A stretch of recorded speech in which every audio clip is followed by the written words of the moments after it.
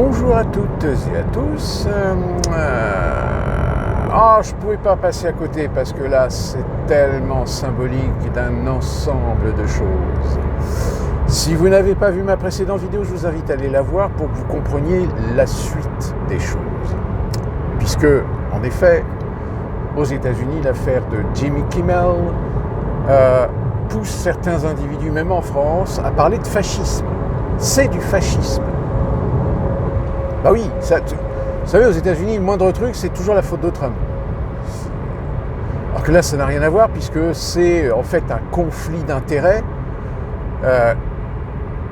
où vous avez le patron de Nexstar, je crois, qui est un groupe qui est lié aussi à Universe, qui a incité, on va dire, Disney à choisir de suspendre Jimmy Kimmel, tout simplement parce que derrière, Nexstar a un projet de rachat d'un groupe de radio pour, alors il y en a pour 6 milliards, je crois, 6 milliards de dollars, et que ce rachat doit être validé par l'administration qu'on appelle la FFC, qui est l'administration de régulation des télévisions et radios, l'outil de communication d'une manière générale.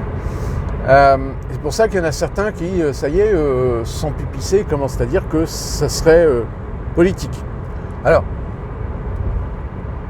c'est pas tellement...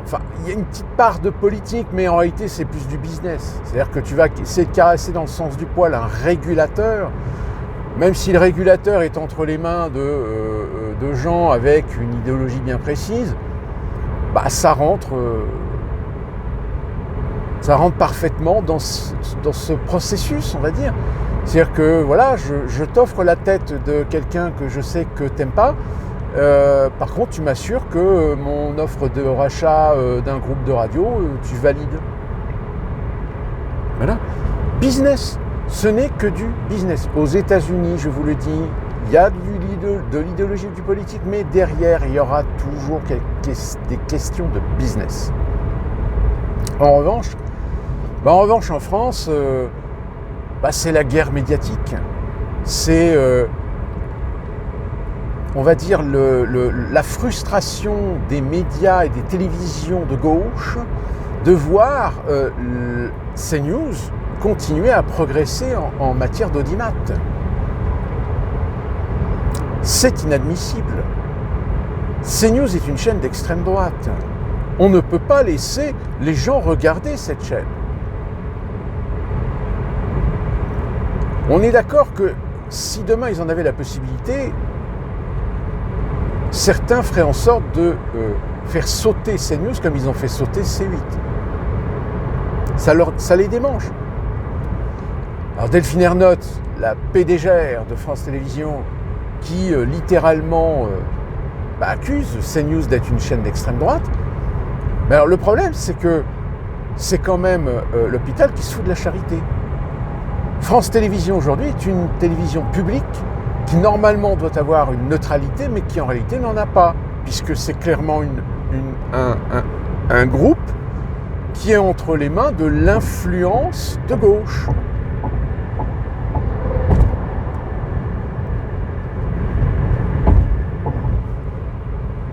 Mais non. Non, pourquoi ? Parce que les gens de gauche, aujourd'hui, se sont autoproclamés les gentils. Donc, ce ne peut pas être des méchants. Le gentil a le droit de demander la censure. Le gentil a le droit de demander d'interdire. Le gentil a le droit de vous dire ce qui est bien de ce qui n'est pas bien, de ce que vous devez lire ou pas lire, de ce que vous devez regarder et ne pas regarder. J'ai envie de dire, les communistes de l'Union soviétique, eux aussi se considéraient comme étant des gentils. Parce que, se devant de préserver, au même titre que la religion d'ailleurs, ses oies dans le droit chemin.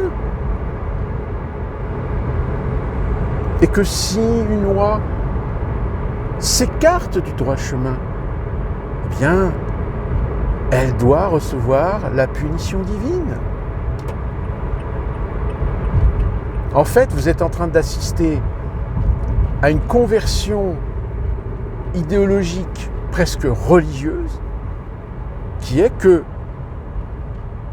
soit tu es d'un bord ou de l'autre, soit tu es avec nous ou contre nous, soit tu es blanc, soit tu es noir, soit tu es pour, soit tu es contre, soit c'est oui ou soit c'est non, c'est pas peut-être.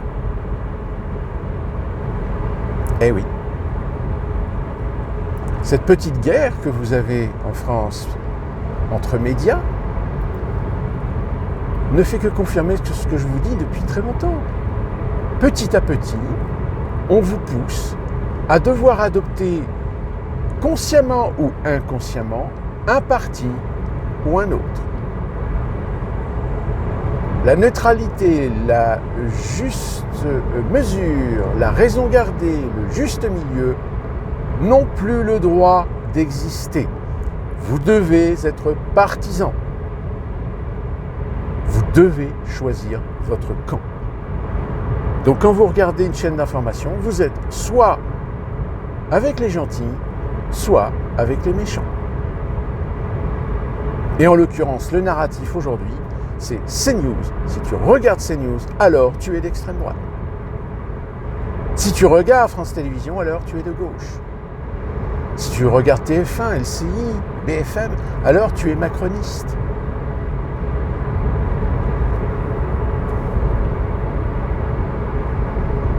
Alors qu'on est d'accord, et je pense que vous qui regardez cette chaîne, vous êtes tous à mettre dans la même case des gens qui savent se servir de ce qu'ils ont dans la boîte crânienne, c'est-à-dire un cerveau.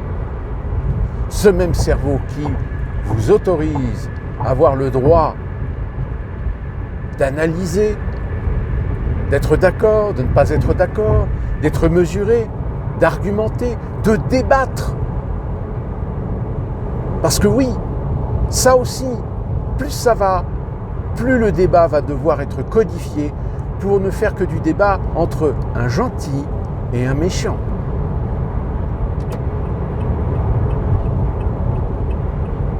Regardez Apathy, là. Il vient de sortir son livre mercredi sur Hanouna. Alors, on le sait que Apathy et Hanouna, c'est pas le grand amour. Hanouna est un personnage. Il a ses qualités, ses défauts, comme tout le monde. Même si Hanouna a amené quelque chose de populaire. Mais vous savez, quand je dis populaire, c'est le populaire, entre guillemets, que la classe bobo parisienne, culturelle, élitiste n'aime pas. Celle qui écoute les chansons ou qui va au concert de Patrick Sébastien. Celle qui danse sur la danse des canards.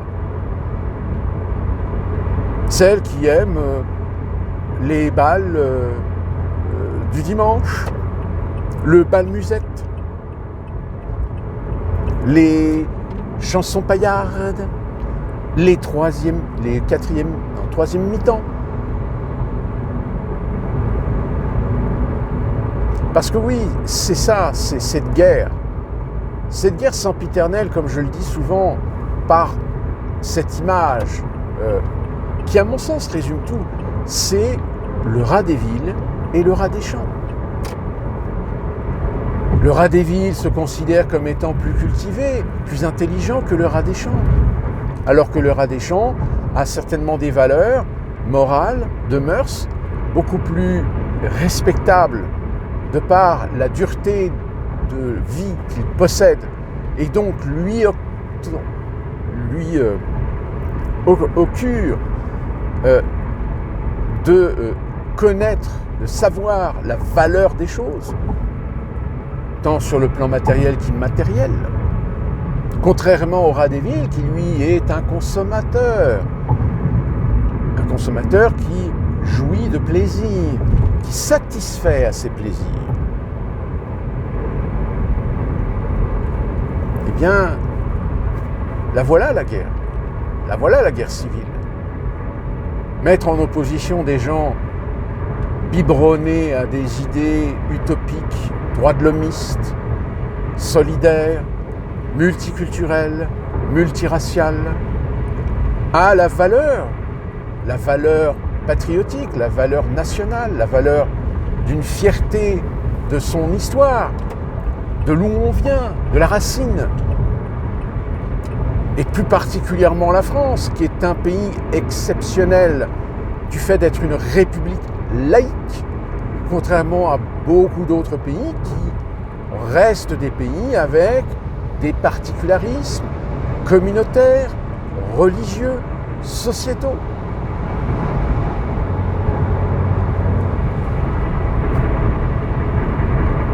La France, le pays des Lumières. Sauf que les Lumières, c'est dangereux. C'est dangereux parce que les Lumières, ça permet à chacun d'entre nous d'avoir une lucidité sur le réel. Or, vous avez des mondialistes, des globalistes, qui instrumentalisent les politiciens, les modèles économiques, pour faire en sorte de faire de vous des esclaves, d'être soumis à leur modèle. Et vous allez être encore plus soumis quand petit à petit, on mettra ou on imposera des situations qui permettra à l'élite de vous soustraire vos libertés fondamentales. Et en cela, avec une multitude d'outils. L'Internet, les réseaux sociaux. Moi, je peux vous dire que depuis quelques années, sur les réseaux sociaux, on lit des trucs, mais comme disait Audiard, les cons, ça ose tout. C'est justement à ça qu'on les reconnaît. Et ben, je veux dire, la phrase, elle prend tout son sens.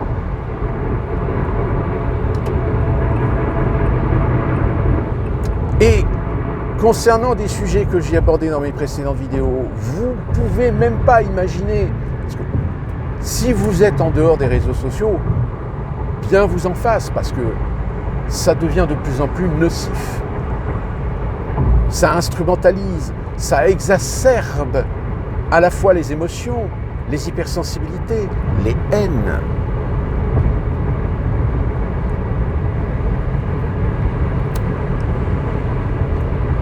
J'ai vu passer, par exemple, des gens qui relatent ce qu'une porte-parole des autorités disait que oui, dans les manifestations, les masques pour se protéger des gaz, c'est interdit. Alors évidemment, quand on entend ça, « Ah mais vous vous rendez compte, la bonne femme, elle est en train de dire qu'on n'a pas le droit de se protéger, donc il faudrait qu'on suffoque sous les gaz lacrymogènes, etc. » Mais ça n'a rien à voir. Ça n'a rien à voir. Pourquoi ? Parce qu'en réalité, il existe une loi depuis 2009 qui interdit de vous voiler ou de vous couvrir le visage lorsque vous êtes dans ou proche d'une manifestation ou d'un événement ou d'un rassemblement. Eh ouais, vous pouvez vérifier. Hein. Article, je ne sais plus, 149, quelque chose comme ça. C'est juste pour ça. Parce que dans une manifestation, tu as le droit de manifester, tu as le droit de contester. Mais tout rassemblement proportionnel incite la mesure de précaution, raison pour laquelle tu dois avoir une autorisation pour que l'autorisation établisse des responsables envers qui on doit pouvoir se retourner, le cas échéant, pour des défauts d'organisation, de sécurité, voire même de débordement.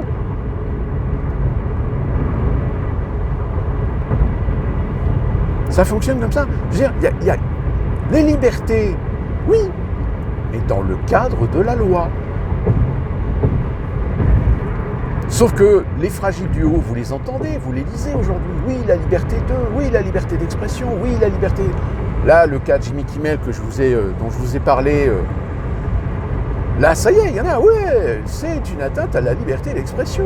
Non, c'est pas une atteinte à la liberté d'expression. La liberté d'expression, quand tu la possèdes, que tu l'utilises, quand tu es un journaliste, quand tu es un présentateur télé, quand tu es un amuseur public, quand tu es un comédien, une comédienne, un acteur, une actrice, que tu es un chroniqueur, que tu es un humoriste. C'est-à-dire que tu t'adresses à un ensemble de gens. C'est-à-dire que tu as un auditoire. À partir du moment où tu as un auditoire, tu es responsable de tes propos. Tu as la liberté de dire ce que tu veux, mais en les assumant. C'est-à-dire, si tu dis une connerie, si tu fais une provocation, alors tu l'assumes. Et tu ne viens pas pleurer, ou des gens ne viennent pas pleurer pour te dire « Oh, il a été sanctionné parce que atteinte à la liberté d'expression ».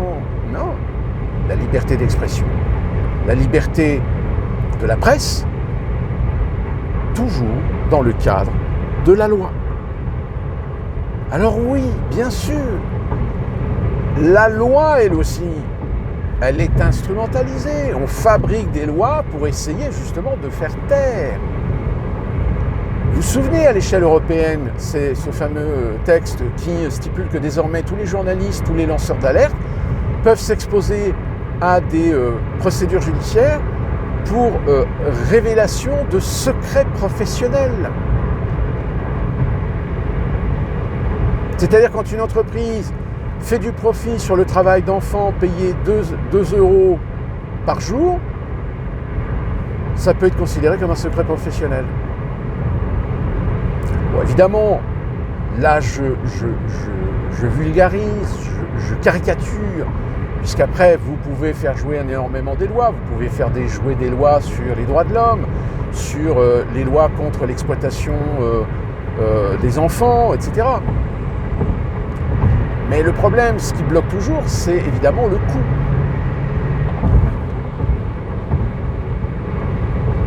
Donc, si vous voulez, Jimmy Kimmel, il a dit un truc, je le répète. Malheureusement pour lui, il n'avait pas toutes les informations sur le tueur. 2, il a certainement servi d'instrument pour permettre à l'un de ses employeurs, pas direct, puisque son employeur direct c'est ABC, Disney, mais un des partenaires, d'offrir sa tête sur un plateau à une personnalité officielle d'un organisme officiel pour lequel cette société a besoin de l'agrément pour pouvoir effectuer son rachat d'un groupe de radio. Business. Jimmy Kimmel a été écarté ou est suspendu pour des questions de business, pas des questions politiques. Parce que dans le business, oui, on caresse dans le sens du poil, on essaie de satisfaire des ambitions, on fait des dessous de table, on fait de la corruption, on essaie d'arrondir les angles sur certaines idéologies, sur certaines pratiques, sur certaines personnalités, pour servir l'intérêt de l'entreprise, pour satisfaire ses ambitions.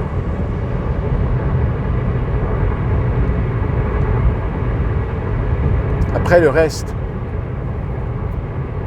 c'est des on-dit-que.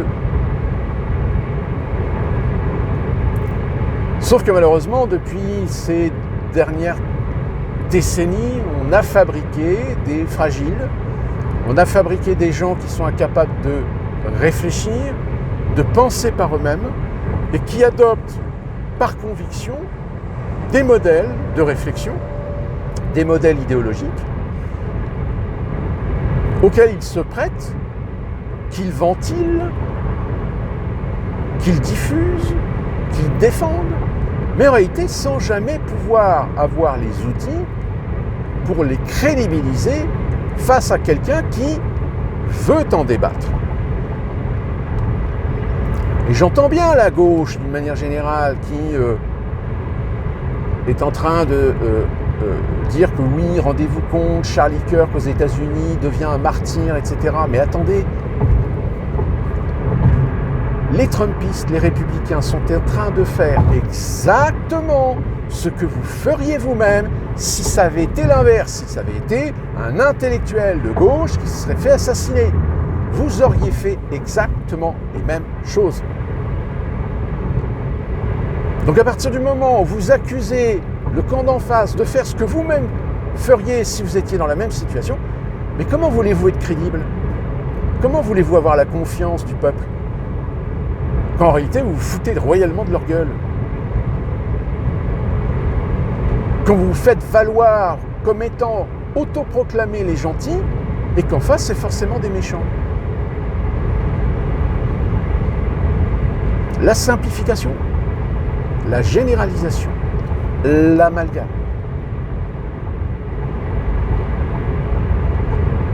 Un Français d'origine maghrébine qui tue une petite vieille de 74 ans, pas d'amalgame. Ça n'a rien à voir avec l'immigration. Alors oui, ça n'a rien à voir avec l'immigration directement. Mais indirectement, on est en droit de se poser la question s'il n'y a pas un problème culturel. Si du fait que c'est un gamin qui est né de parents ou de grands-parents issus de l'immigration, mais qui ne sont pas intégrés aux valeurs de la République, qui ne sont pas intégrés à la civilisation moderne, et qui restent traditionnellement ancrés dans des valeurs traditionnelles de leur pays, de leur village, de leur bled, voire de leur religion. Alors oui, il y a un lien avec l'immigration, il y a un lien avec le problème de qui on laisse rentrer en France. Je vous l'ai dit aux États-Unis, quand vous faites votre demande d'immigration, les textes ils sont clairs. Tu signes le papier, hein. Ah bah oui, tu fais que signer le papier, mais tu engages ta parole. Alors j'entends bien qu'il y a des gens, c'est bon, allez, j'engage ma parole, je signe, mais j'en ai rien à foutre, je vais continuer à penser ce que je pense. Je vais continuer à faire ce que je fais, même si ça va complètement à l'encontre des lois du pays, des lois des États-Unis. Ouais, sauf que le jour où tu te fais choper, ça va te coûter 10 fois plus cher parce que tu as promis, tu as juré sur l'honneur de respecter les lois, les principes, les valeurs, les mœurs de ce pays.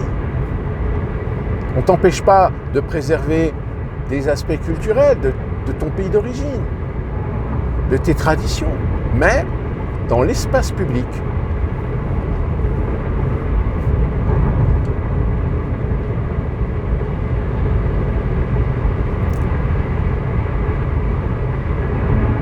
mais ça, malheureusement, ouais. Des neuneux qui volent au secours de neuneux, qui eux-mêmes promulguent la politique et l'idéologie de neuneux. Alors attention, soyons clairs, c'est parce qu'aujourd'hui la gauche est en mal-être, la gauche est en frustration. Que ce soit les démocrates, les progressistes aux États-Unis, comme les gauchistes en France et plus particulièrement la LFI. Parce qu'il y a une progression, il y a une droitisation. Et ça, évidemment, ça ne va pas jouer dans leurs intérêts. Le communautarisme, plus particulièrement en France, qui, je rappelle, l'une des valeurs fondamentales de la Constitution française, c'est de faire du peuple français un peuple unique et indivisible. Or, vous remarquerez que depuis les années 80, depuis que les socialistes sont arrivés au pouvoir, on a plutôt fâcheuse tendance à séparer le peuple français en communautés, c'est-à-dire communautariser la société française. Et donc, ça rentre complètement en contradiction avec la valeur et le principe même d'un peuple unique et indivisible. C'est la destruction de l'État-nation. C'est le projet globaliste, c'est le projet mondialiste. Voilà. On en revient toujours au même. On en revient toujours à la même source. Ces gens qui installent, qui promulguent cette discordance, ce dysfonctionnement, qui poussent toujours plus loin les haines, c'est oui, évidemment, pour pousser à un moment donné les gens à s'entretuer. Et quand on en aura suffisamment fait couler du sang, là, l'autorité va dire « Ok, on va remettre de la sécurité, donc vous comprendrez, chers citoyens, que pour cela, nous avons besoin de suspendre vos libertés fondamentales. » Et là, pouf, tout d'un coup, vous allez avoir des gens qui vont se rendre compte que ils l'ont dans le cul. que toute cette foire de gauche, droite, centre, extrême gauche, extrême droite, tout ça, c'était de l'esbrouf. C'était de l'esbrouf pour vous faire monter en température, vous pousser dans vos extrêmes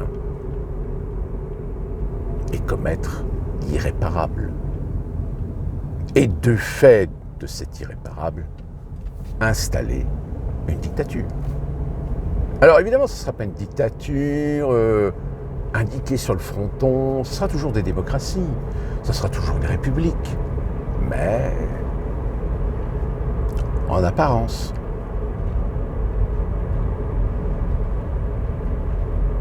Vous le savez que ça les démange.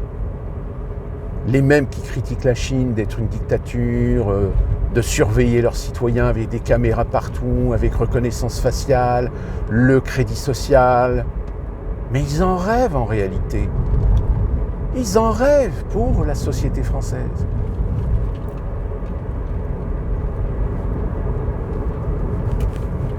Donc vous pouvez dire que Kimmel s'est fait sucrer son émission à cause du fascisme. Vous pouvez dire que CNews est une chaîne d'extrême droite. Vous pouvez dire que De Villiers est le futur dictateur de France. Vous pouvez dire ce que vous voulez. Le seul problème, c'est que tout ça, c'est de la comédie. De la comédie pour vous opposer les uns aux autres. Quand on manipule les gamins dans les collèges, dans les lycées, pour les pousser dans la rue, c'est pas ça l'instrumentalisation à la fois des syndicats, de la LFI. Mais c'est les mêmes qui n'hésitent pas à envoyer des gosses au front comme chair à canon. C'est les mêmes que vous avez actuellement en Ukraine qui sont en train d'essayer de choper des jeunes pour les obliger à rentrer dans l'armée et les envoyer au front. Parce que, bah oui, ça commence à manquer de chair à canon. Donc, il y a un moment donné, excusez du peu, hein, faut assumer. Sauf qu'il y a des gens qui n'assument pas.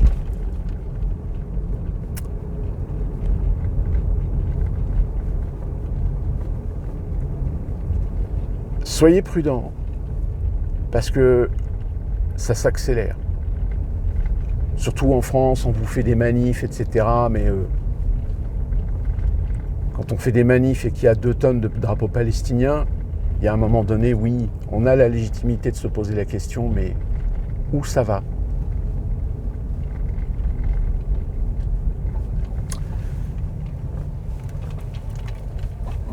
Que puis-je vous dire ? Soyez prudents et nous on se retrouve très prochainement pour une nouvelle vidéo.